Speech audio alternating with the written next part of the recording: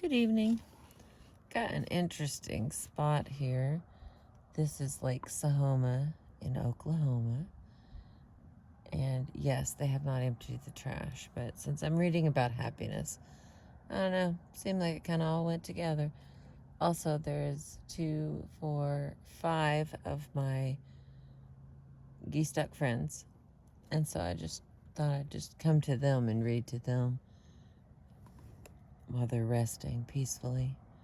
Let's hope it stays that way. Lord knows, wild animals will do anything.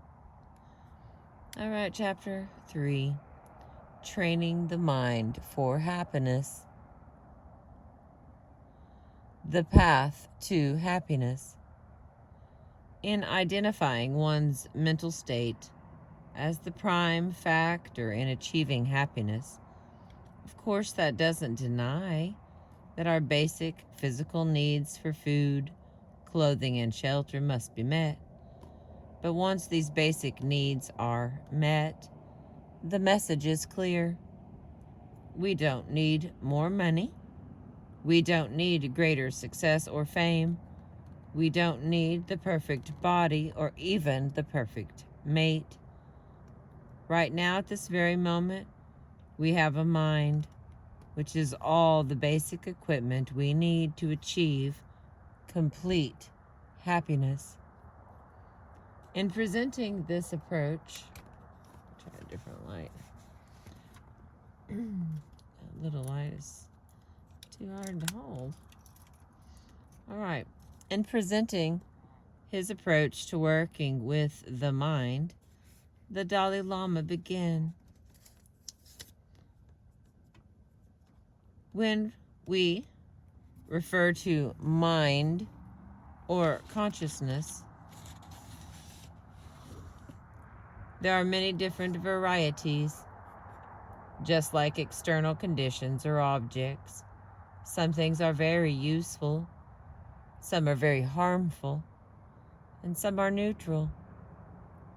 So when dealing with external matter, usually we first try to identify which of these different substances or chemicals are helpful, so we can take care to cultivate, increase, and use them.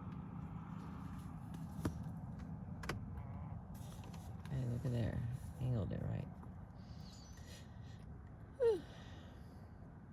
And those substances which are harmful, we get rid of. So similarly, when we talk about mind, there are thousands of different thoughts or different minds. Among them, some are very helpful. Those we should take and nourish. Some are negative, very harmful. Those we should try to reduce. So, the first step in seeking happiness is learning. We first have to learn how negative emotions and behaviors are harmful to us and how positive emotions are helpful. And we must realize how these negative emotions are not only very bad and harmful to one personally, but harmful to society and the future of the whole world as well. The kind of realization enhances our determination to face and overcome them. And then there is the realization of the beneficial aspects of the positive emotions and behaviors. Once we realize that, we become determined to cherish, develop, and increase those positive emotions, no matter how difficult that is. There is a kind of spontaneous willingness from within. So through this process of learning, of analyzing which thoughts and emotions are beneficial and which are harmful, we gradually develop a firm determination to change feeling. Now, the secret to my own happiness, my own good fortune, my own good future, is within my own hands. I must not miss that opportunity.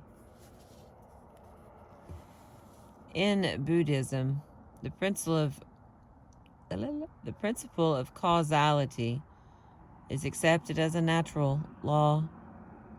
In dealing with reality, you have to take the law into account. So, for instance, in the case of everyday experiences, if there are certain types of events that you do not desire, then the best method of ensuring that that event does not take place is to make sure that the causal conditions that normally give rise to that event no longer arise. Similarly, if you want a particular event or experience to occur, then the logical thing to do is to seek and accumulate the causes and conditions that give rise to it. This is also the case with mental cases. More quotes. I'm trying to read as slow as the Dalai Lama. I cannot say I'm nailing it. This is also the case with mental states and experiences.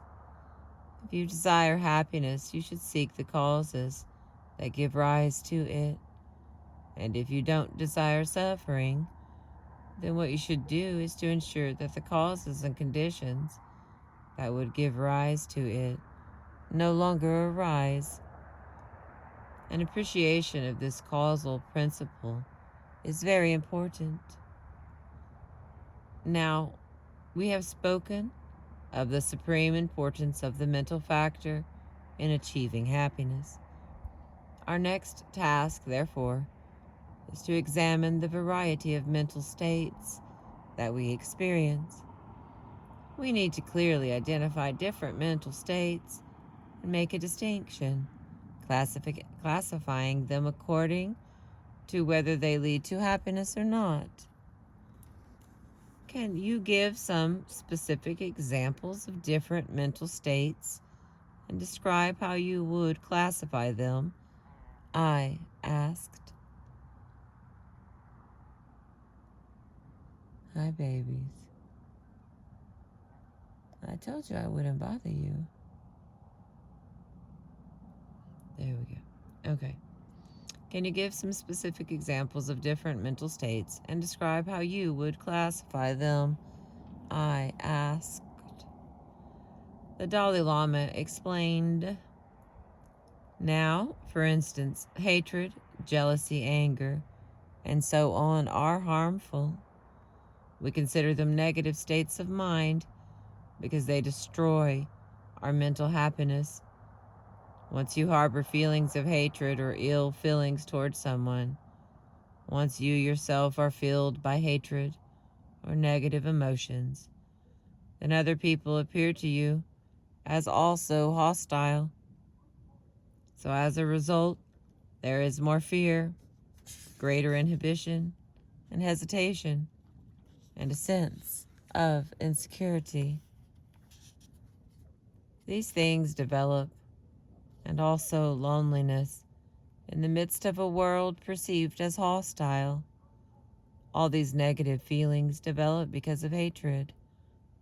On the other hand, mental states such as kindness and compassion are definitely very positive. They are very useful. I'm just curious, I interrupted. You mentioned that there are thousands of different states of mind. What would be your definition of a psychologically healthy or well-adjusted person? We might use such a definition as a guideline in determining which mental states to cultivate and which ones to eliminate. He laughed. Then, with his characteristic humility, he responded, as a psychiatrist, you might have a better definition of a psychologically healthy person.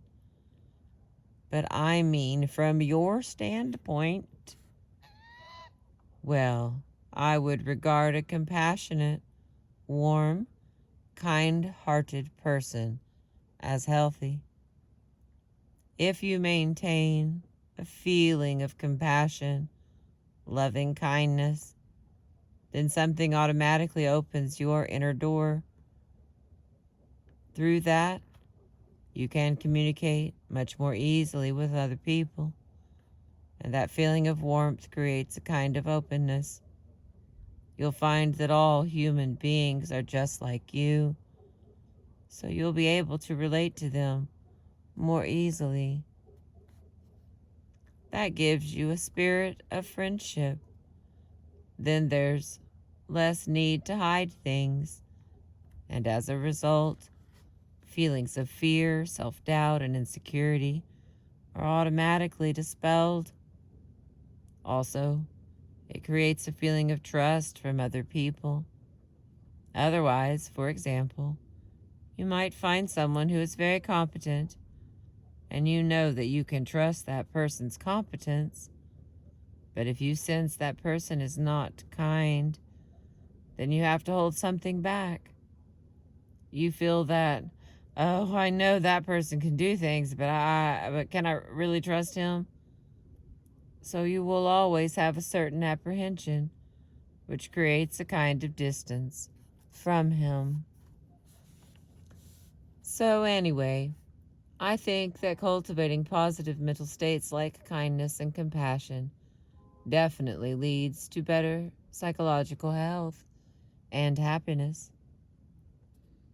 The next category is mental discipline. As he spoke, don't play light chase. As he spoke, I found something very appealing about the Dalai Lama's approach to achieving happiness. It was absolutely practical and rational. Identify and cultivate positive mental states. Identify and eliminate negative mental states. Although his suggestion to begin by systematically analyzing the variety of mental states that we experience initially struck me as being a bit dry, I gradually became carried away by the force of his logic and reasoning, and I liked the fact that rather than classifying mental states, emotions, or desires on the basis of some externally imposed moral judgment, such as greed is a sin or hatred is evil, he categorizes emotions as positive or negative simply on the basis of whether they lead to our ultimate happiness. Resuming our conversation the next afternoon, I asked, if happiness is simply a matter of cultivating more positive mental states, like kindness and so on, why are so many people unhappy? Achieving genuine happiness. I have to move this so I can try to read it over here. Achieving genuine happiness may require bringing about a transformation in your outlook, your way of thinking, and this is not a simple matter, he said. It requires the application of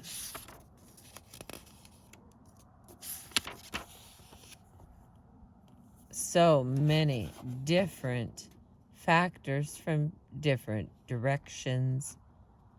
You shouldn't have the notion, for instance, that there is just one key, a secret, and if you can get that right, then everything will be okay. It is similar to taking proper care of the physical body. You need a variety of vitamins and nutrients, not just one or two. In the same way, in order to achieve happiness, you need a variety of approaches and methods to deal with and overcome the varied and complex negative mental states. And if you are seeking to overcome certain negative ways of thinking, it is not possible to accomplish that simply by adopting a particular thought or practicing a technique once or twice. Change takes time. Even physical change takes time. For instance, if you're moving from one climate to another, the body needs time to adapt to the new environment. And in the same way, transforming your mind takes time. There are a lot of negative mental traits, so you need to address and counteract each one of these. That isn't easy. It requires the repeated application of various techniques and taking the time to familiarize yourself with the practices. It's a process of learning. But I think forgive me. But I think that as time goes on, you can make positive changes. Every day, as soon as you get up, you can develop a sincere positive motivation, thinking, I will utilize this day in a more positive way. I should not waste this very day. And then at night, before bed, check what you've done, asking yourself, did I utilize this day as I planned? If it went accordingly, then you should rejoice. If it went wrong, then regret what you did and critique the day. So thorough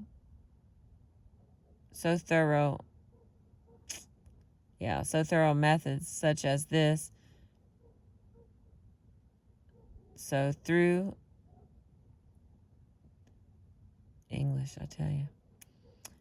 methods such as this, you can gradually strengthen the positive aspects of the mind. Now, for example, in my own case, as a Buddhist monk, I believe in Buddhism. And through my own experience, I know that these Buddhist practices are very helpful to me. However, because of habituation through many previous lifetimes, certain things may arise, like anger or attachment. So now, what I do is first learn about the positive value of the practices. Then I build up determination and then try to implement them. At the beginning, the implementation of the positive practices is very small, so the negative influences are still very powerful. However, eventually, as you gradually build up the positive practices, the negative behaviors are automatically diminished.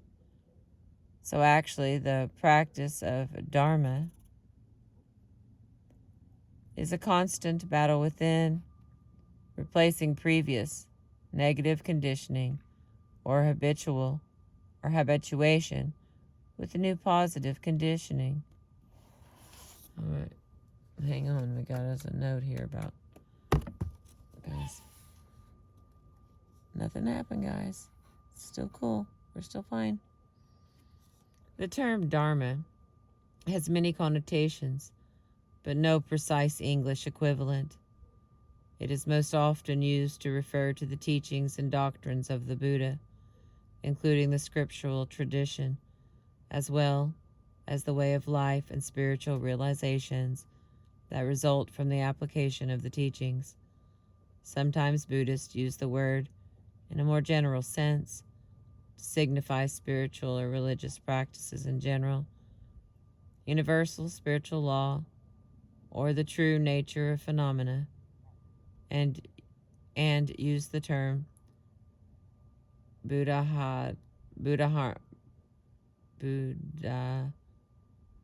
Dharma, there we go, to refer more specifically to the principle and practices of the Buddhist path. The Sanskrit word dharma is derived from the etymology root meaning to hold, and in this context, the word has a broader meaning. Any behavior or understanding that serves to hold one back or protect one from experiencing suffering and its causes. There we go. And now you know. All right. Continuing, he said, no matter what activity or practice we are pursuing, there isn't anything that isn't made easier through constant familiarity and training. Through training, we can change, we can transform ourselves. Within Buddhist practice, there are various methods of trying to sustain a calm mind. When some disturbing event happens,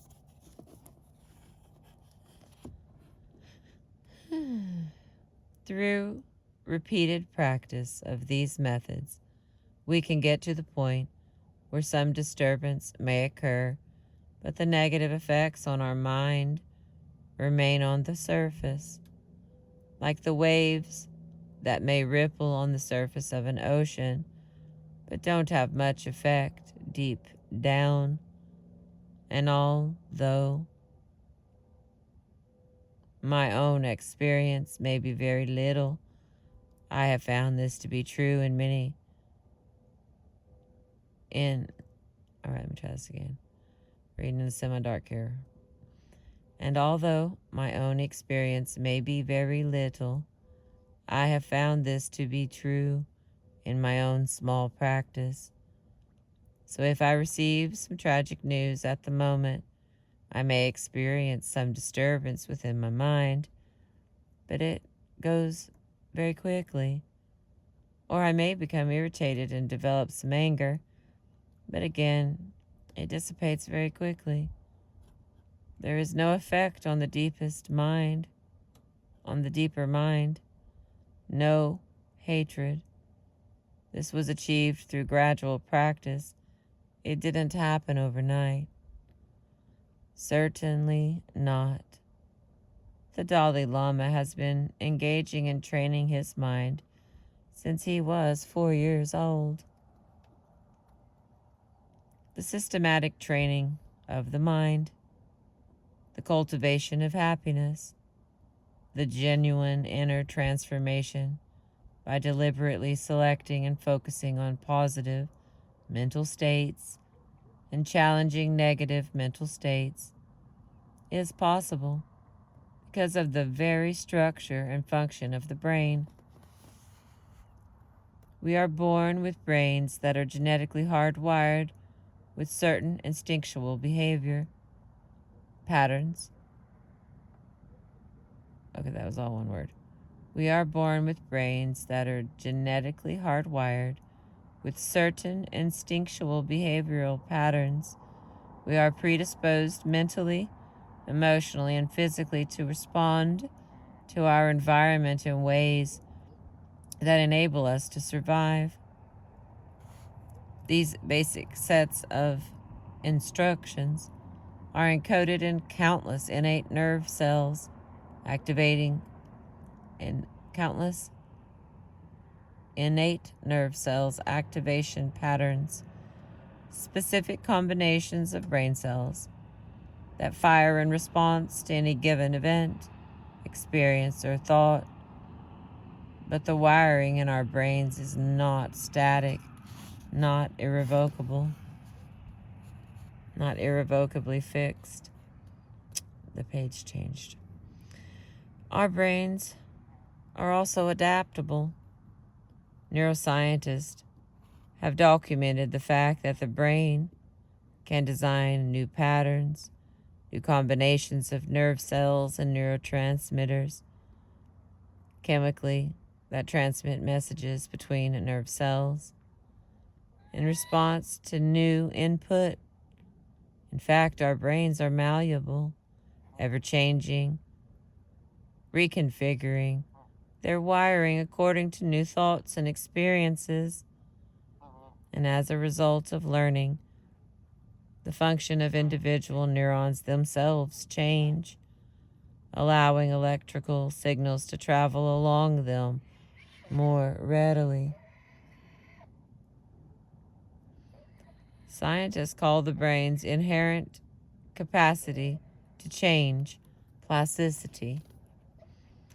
This ability to change the brain's wiring to grow new neural connections, has been demonstrated in experiments, such as one conducted by doctors Avi Carney and Leslie Underleader at the National Institutes of Mental Health. In that experiment, the researchers had subjects perform a simple motor task, a finger tapping exercise, and identified the parts of the brain involved in the task by taking an MRI brain scan. The subjects then practiced the finger exercise daily for 4 weeks, gradually becoming more efficient and quicker at it. At the end of the 4-week period, the brain scan was repeated and showed that the area of the brain involved in the task had expanded. This indicated that the regular practice and repetition of the task had recruited new nerve cells and changed the neural connections that had originally been involved in the task. This remarkable feature of the brain appears to be physiological. This remarkable feature of the brain appears to be the physiological basis for the possibility of transforming our minds. By mobilizing our thoughts and practicing new ways of thinking, we can reshape our nerve cells and change the way our brains work. It is also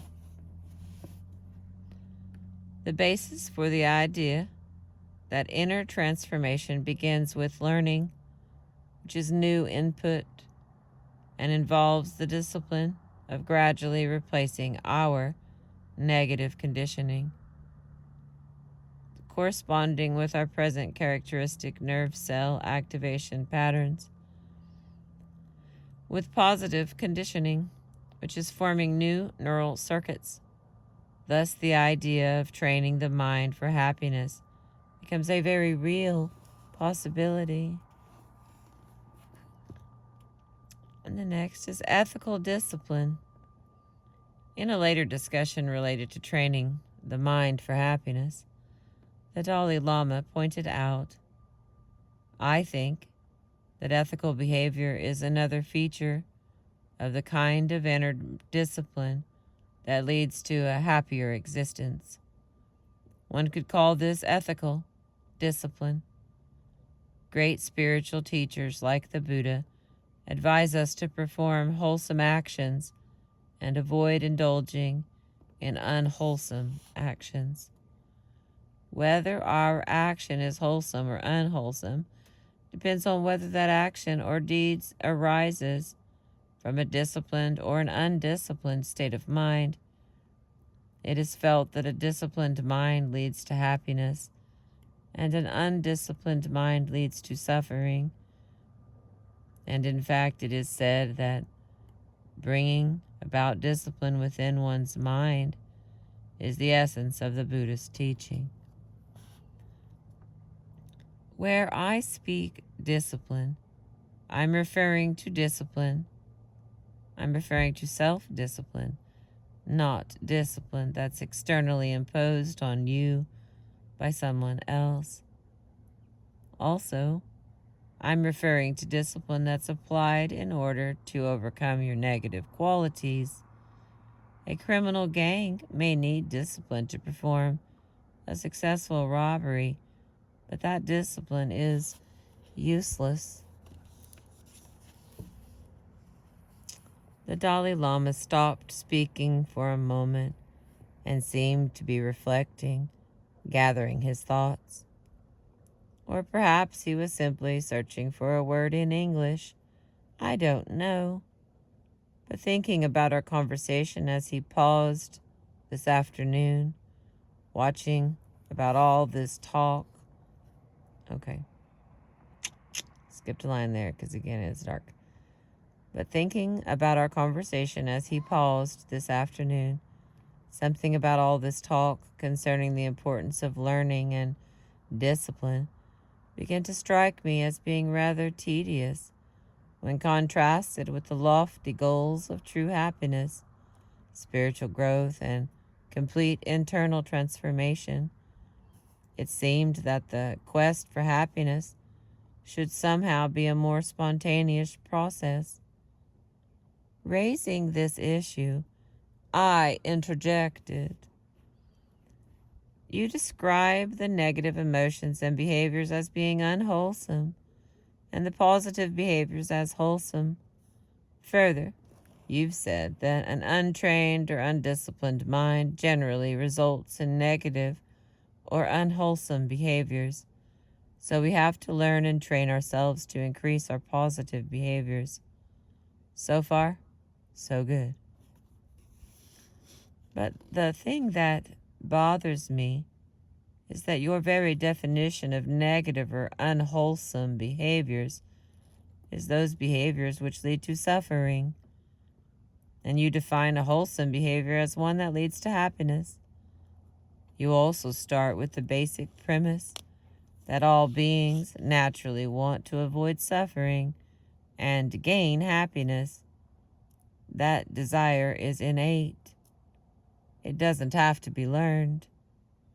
The question, then, is, if it's natural for us to want to avoid suffering, why aren't we spontaneously and naturally more and more repulsed by the negative or unwholesome behaviors as we grow older?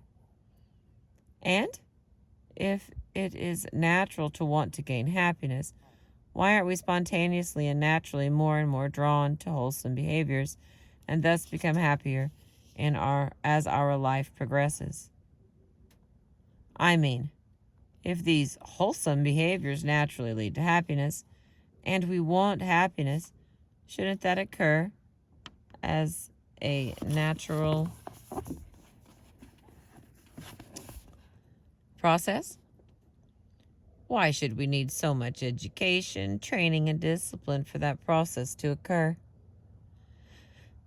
Shaking his head, the Dalai Lama explained, even in conventional terms, in our everyday life, we consider education as a very important factor for ensuring a successful and happy life. And knowledge does not come by naturally. We have to try. We have to go through a kind of systematic training program and so forth. And we consider this conventional education and training to be quite hard. Otherwise, why would students look forward so much to vacations? Still, we know that this type of education is quite vital for ensuring a happy and successful life. In the same way, doing wholesome deeds may not come naturally, but we have to consciously train towards it. This is so particularly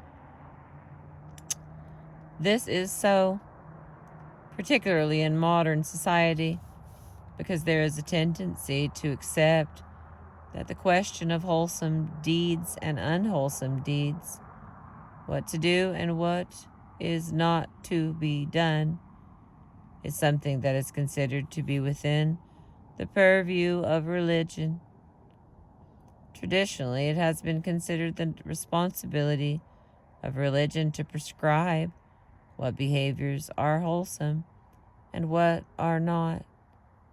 However, in today's society, religion has lost its prestige and influence to some degree, and at the same time, no alternative, such as secular ethics, has come up to replace it.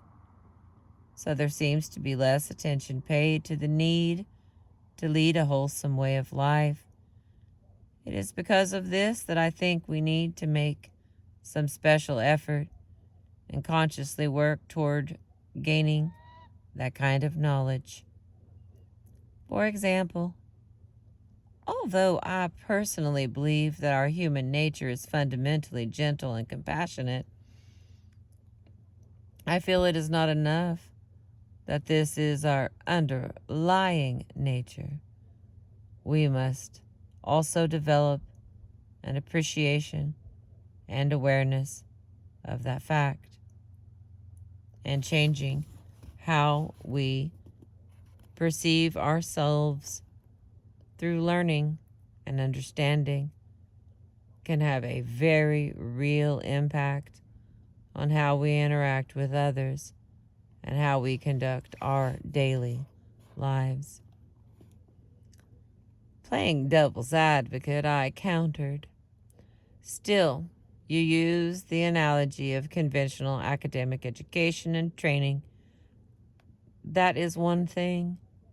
But if you are talking about certain behaviors that you call wholesome or positive, leading to happiness, and other behaviors leading to suffering, why does it take so much learning to identify which behaviors are which and so much training to implement the positive behaviors and eliminate the negative?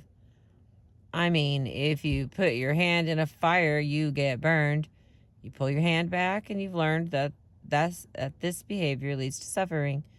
You don't need extensive learning or training to learn not to touch the fire again. So why aren't all behaviors or emotions that lead to suffering like that? For instance, you claim that anger and hatred are clearly negative emotions and ultimately lead to suffering. But why does one have to be educated about the harmful effects of anger and hatred in order to eliminate them? Since anger immediately causes an uncomfortable emotional state to oneself, and it is certainly easy to feel that discomfort directly, why doesn't one just naturally and spontaneously avoid it in the future? As the Dalai Lama listened intently to my arguments, his intelligent eyes widened slightly, as if he were mildly surprised or even amused at the naivete of my questions. Then, with a hearty laugh full of goodwill, he said, "When you talk of knowledge leading to freedom or resolution of a problem, you have to understand that there are many different levels.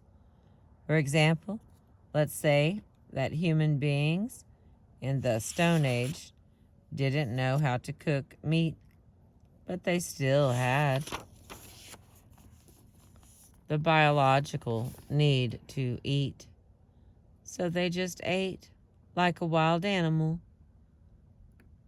As humans progressed, they learned how to cook and then how to put in different spices to make the food more tasty. And then they came up with more diverse dishes.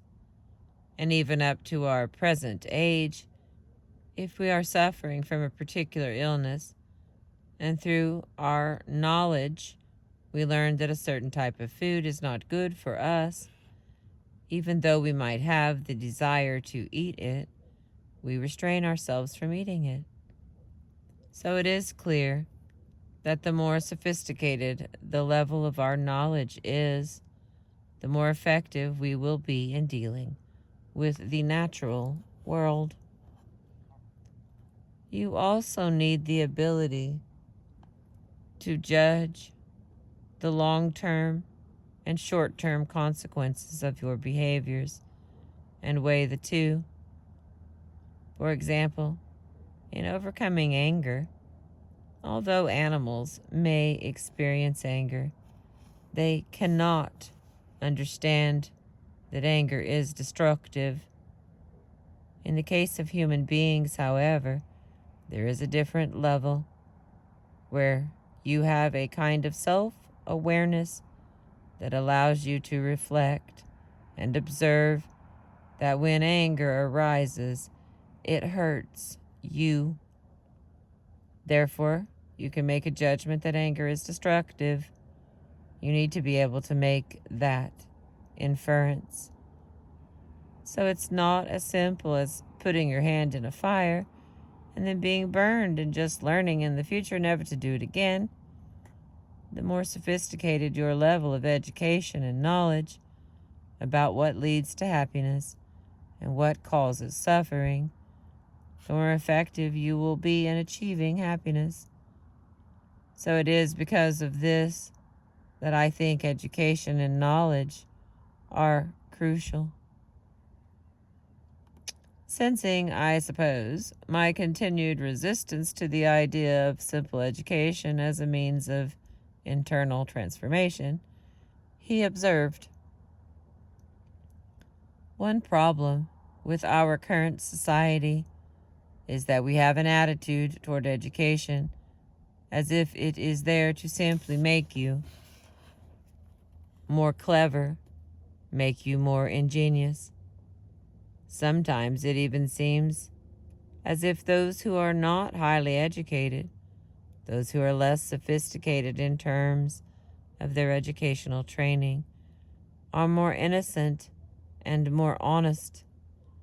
Even though our society does not emphasize this, the most important use of knowledge and education is to help us understand the importance of engaging in more wholesome actions and bringing about discipline within our minds. The proper utilization of our intelligence and knowledge is to effect changes from within to develop a good heart."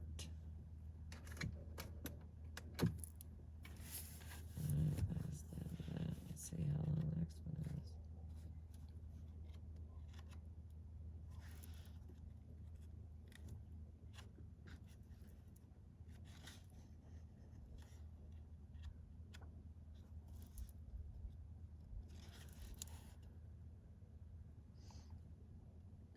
Okay, I'm going to go just a little further because, I'm already cold and the birds are all laid down resting. The one that was on duty has taken a short break. Chapter 4, Reclaiming Our Innate State of Happiness. Our fundamental nature. Now, we are made to seek happiness, and it is clear that feelings of love, affection, closeness, and compassion bring happiness. I believe that every one of us has the basis to be happy, to access the warm and compassionate states of mind that bring happiness.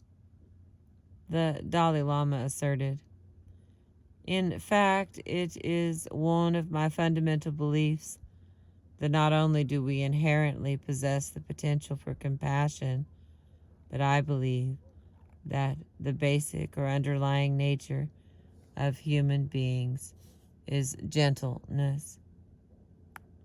What do you base that belief on? The Buddha doctrine of Buddha nature provides some grounds for the belief that the fundamental... There we go. Okay. The Buddhist doctrine of Buddha nature provides some grounds for the belief that the fundamental nature of all sentient beings is essentially gentle and not aggressive. Here's a tiny side note. In Buddhist philosophy, Buddha nature refers to an underlying, basic, and most subtle nature of mind. The state of mind present in all human beings is completely untainted by negative emotions or thoughts. Alrighty, we continue. I continue. But one can adopt this view without having to resort to the Buddhist doctrine of Buddha nature. There are also other grounds on which I base this belief. I think the subject of human affection or compassion isn't just a religious matter. It's an indispensable factor in one's day-to-day life. So, first, if we look at the very pattern of our existence from an early age until our death, we can see the way in which we are fundamentally nurtured by others' affection. It begins at birth. Our very first act after birth is to suck our mother's or someone else's milk. That is an act of affection, of compassion. Without this act, we cannot survive. That's clear. And that action cannot be fulfilled unless there is a mutual feeling of affection. From the child's side, if there is no feeling of affection, no bond towards the person who is giving the milk, then the child may not suck the milk. And without affection on the part of the mother or someone else, then the milk may not come freely. So that's the way of life. That's reality. Then our physical structure seems to be more suited to feelings of love and compassion. We can see how a calm, affectionate, wholesome state of mind has beneficial effects on our health and physical well-being. Conversely, feelings of frustration, fear, agitation, and anger can be destructive to our health. We can also see that our emotional health is enhanced by feelings of affection. To understand this, we need only to reflect on how we feel when others show us warmth and affection, or observe how our own affectionate feelings or attitudes automatically and naturally affect us from within, how they make us feel. These gentler emotions and the positive behaviors that go with them lead to a happier family and community life.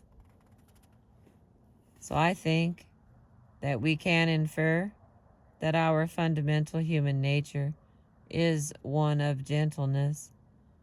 And if this is the case, then it makes all the more sense to try to live a way of life that is more in accordance with the basic gentle nature of our being.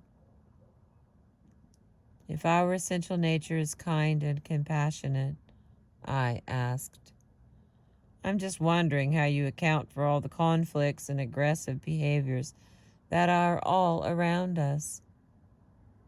The Dalai Lama nodded thoughtfully for a moment before replying.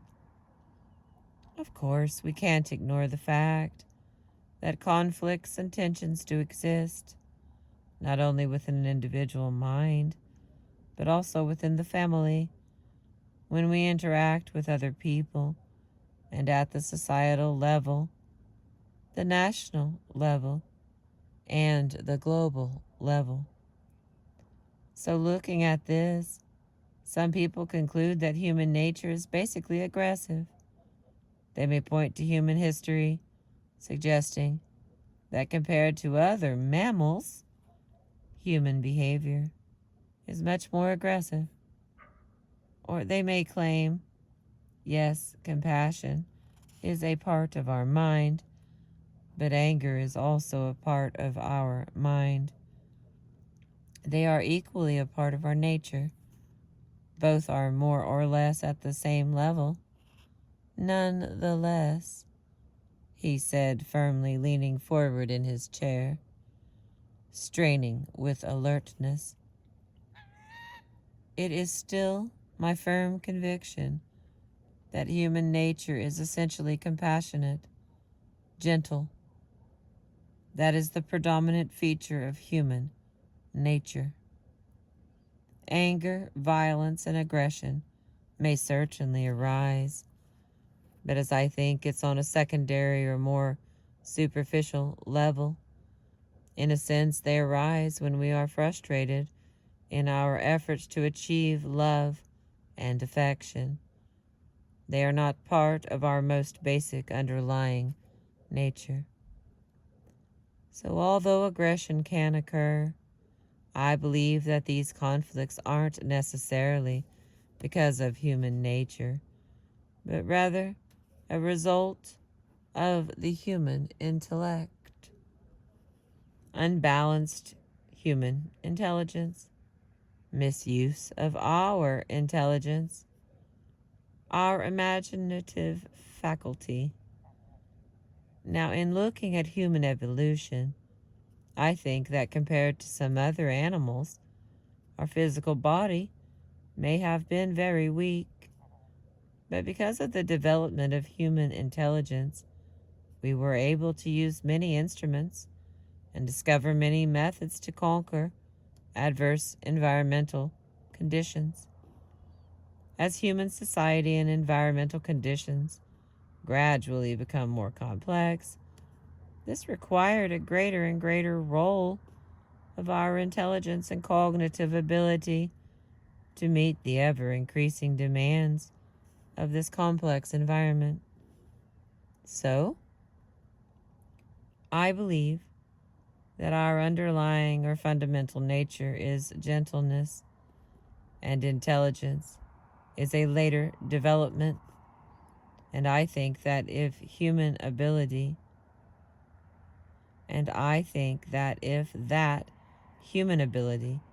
that human intelligence develops in an unbalanced way without being properly counterbalanced with compassion, then it can become destructive.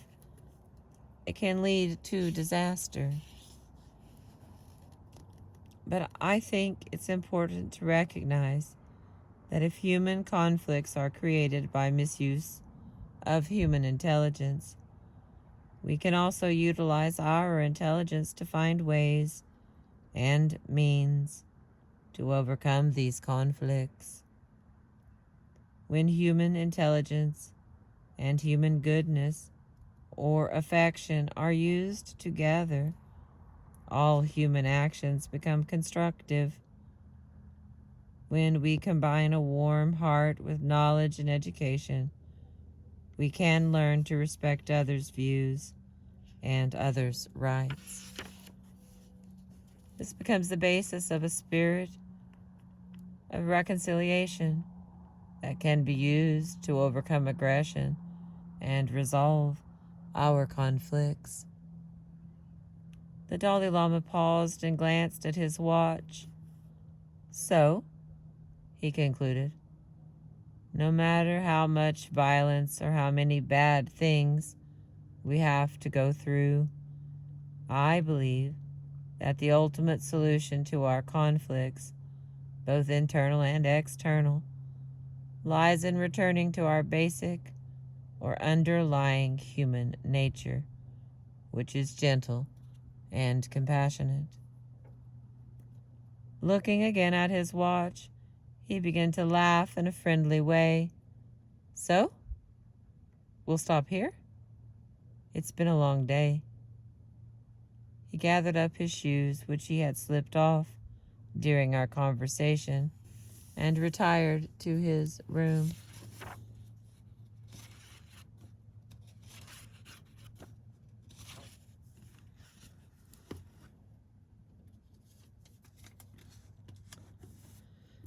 All right, and I'm going to try some more here. Let's try a little bit more. The question of human nature.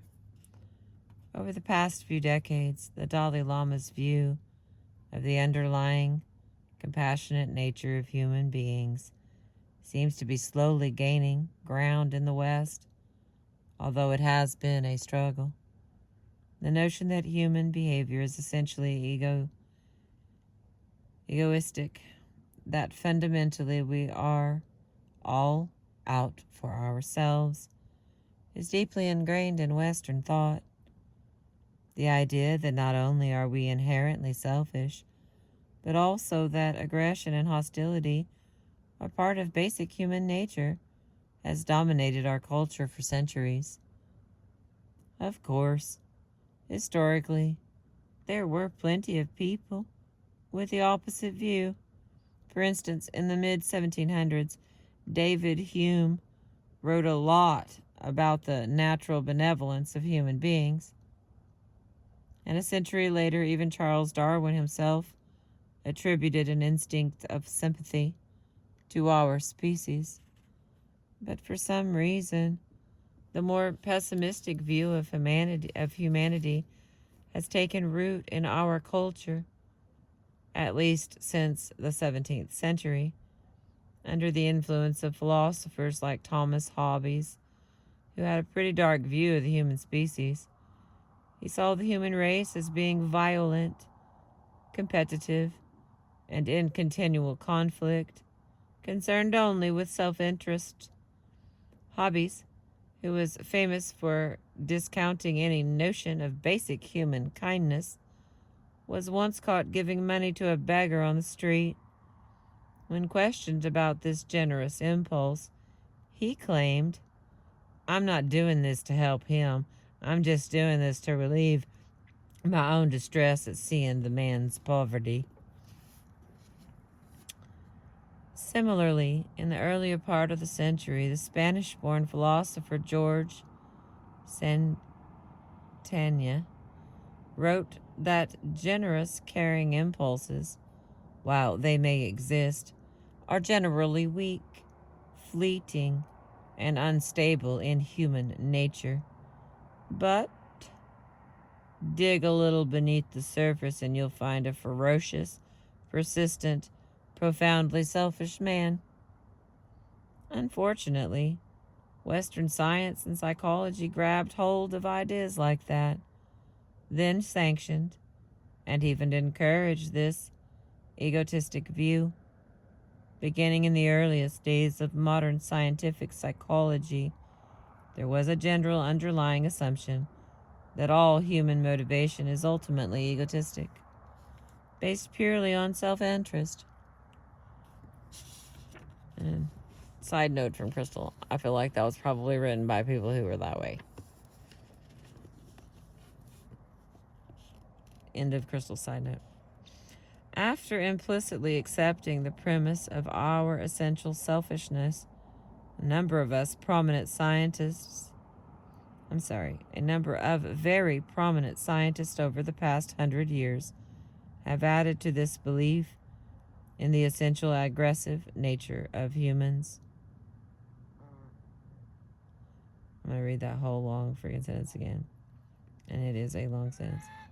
After implicitly accepting the premise of our essential selfishness, a number of very prominent scientists over the past 100 years have added to this a belief in the essential aggressive nature of humans.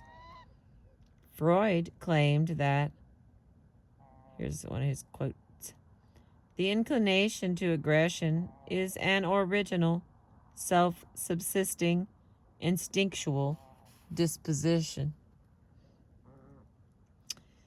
And then we end his quote there. In the latter half of this century, two writers in particular, Robert Ardrey and Konrad Lorenz, looked at patterns of animal behavior in certain predator species and concluded that humans were basically predators as well, with an innate or instinctive drive to fight over territory. In recent years, however, the tide appears to be turning on this profoundly pessimistic view of humanity, coming closer to the Dalai Lama's view of our underlying nature as gentle and compassionate.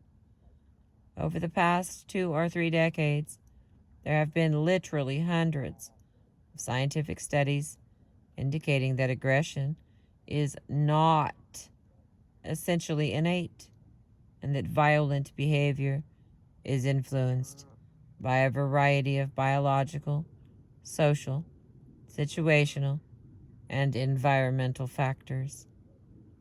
Perhaps the most comprehensive statement on the latest research was summarized in the 1986 Seville Statement on Violence that was drawn up and signed by 20 top scientists from around the world. In that statement, they of course acknowledged that violent behavior does occur, but they categorically stated that it is scientifically incorrect to say that we have an inherited tendency to make war or act violently. that behavior is not genetically programmed into human nature. They said that even though we have the neural apparatus to act violently, that behavior isn't automatically activated.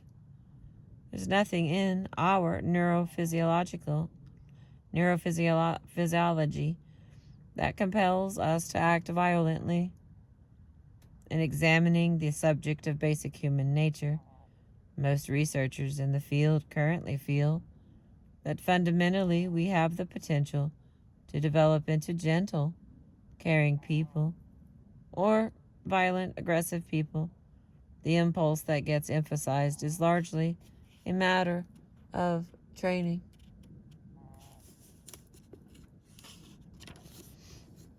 Contemporary researchers have refuted not only the idea of humanity's innate aggression, but the idea that humans are innately selfish and egotistic has also come under attack. Investigators such as C. Daniel Batson or Nancy Eisenberg at Arizona State University have conducted numerous studies over the past few years that demonstrate that humans have a tendency toward altruistic behavior. Some scientists, such as sociologist Dr. Linda Wilson, seek to discover why this is so. She has theorized that altruism may be part of our basic survival instinct, the very opposite to ideas of earlier thinkers who theorized that hostility and aggression were the hallmark of our survival instinct. Looking at over 100 natural disasters, Dr. Wilson found a strong pattern of altruism among disaster victims, which seemed to be part of the recovery process. She found that working together to help each other tended to ward off later psychological problems that might have resulted from the trauma. The tendency to closely bond with others, acting for the welfare of others as well as oneself, may be deeply rooted in human nature, forged in the remote past, as those who bonded together and became part of a group had an increased chance of survival. This need to form close social ties persists up to the present day. In studies such as one conducted by Dr. Larry Sherwitz, examining the risk factors of coronary heart disease, it has been found that the people who were most self-focused, those who referred to themselves using the pronouns I, me, and my, most often in an interview, were more likely to develop coronary heart disease, even when other health-threatening behaviors were controlled. Scientists are discovering that those who lack close social ties seem to suffer from poor health, higher levels of unhappiness, and a greater vulnerability to stress. Reaching out to help others may be as fundamental to our nature as communication. One could draw an analogy with the development of language, which, like the capacity for compassion and altruism, is one of the magnificent features of the human race. Particular areas of the brain are specifically devoted to the potential for language. If we are exposed to the correct environmental conditions, that is, a society that speaks, and then those discrete areas of the brain begin to develop and mature, and our capacity for language grows. In the same way, all humans may be endowed with the seed of compassion.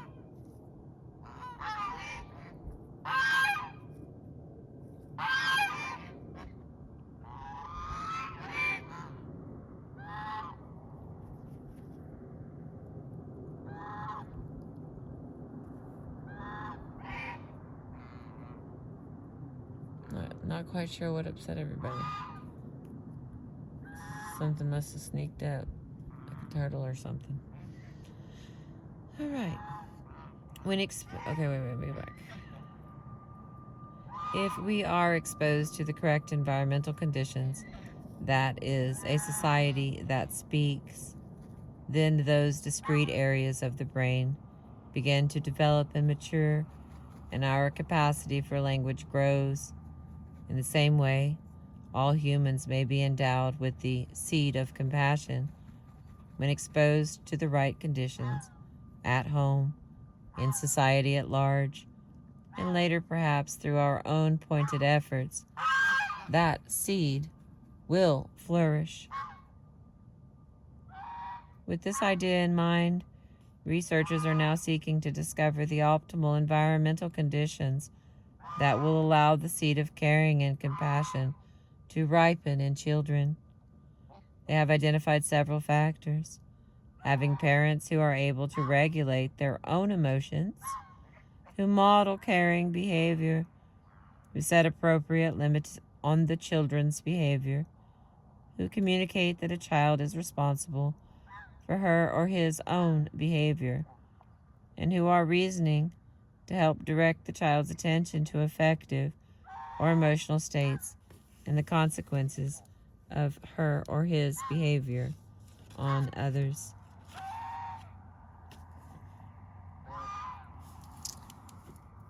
All right. We've gone past an hour, which I try not to do, and my friends are upset. So I will finish this last 2 pages as I start on a new model for intimacy, Chapter 5, Loneliness and Connection. I hope you'll stay with me. This book's a little different, and I understand that. And I don't really lean into any kind of pushing of religion, so I'm still not doing that with this book. It's just got some good information on, if you want to be happy, not everybody wants to be happy, but I know I would like it, I know it's one of my Christmas gifts that I'm asking Santa for. So I'm gonna roll out. I appreciate you. Been reading The Art of Happiness. That's the name of it. Yes, The Art of Happiness. And I have made my friends unhappy.